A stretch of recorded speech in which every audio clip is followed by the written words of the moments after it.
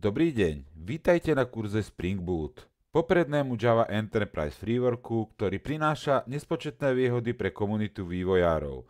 Spring Boot je užívateľsky prívetivý a značne uľahčuje vývoj mikroslúžieb. Pri správnom prístupe umožňuje dosiahnuť vysokú škálovateľnosť, čo ho robí ideálnym pre tvorbu robustných podnikových aplikácií. V tomto kurze sa zameriame na všetky základné funkcie Spring Bootu od základných konceptov až po jeho najnovšiu hlavnú verziu Spring Boot 3, vydanú v novembri 2022. Na základe niekoľkoročného vývoja tento framework ponúka komplexný súbor nástrojov a postupov, ktoré vám pomôžu zvládnuť efektívny vývoj aplikácií.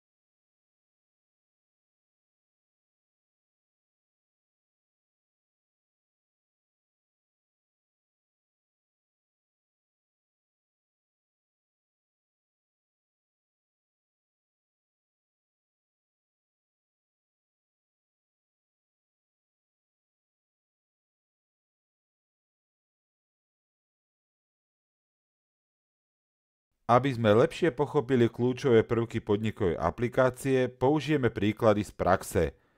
Táto ukážková aplikácia vám demonstruje, ako jednotlivé komponenty spolupracujú, ako sa údaje o profiloch ukladajú v databázach, ako sú dostupné prostredníctvom webových služieb.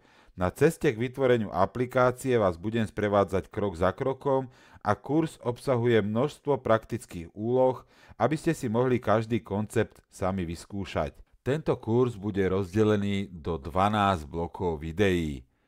Bude spracovávaný tak, aby sa mohol riešiť ako 6-mesačný kurz alebo popri zamestnaní 12 mesiacov. Podľa toho budem štruktúrovať aj videá.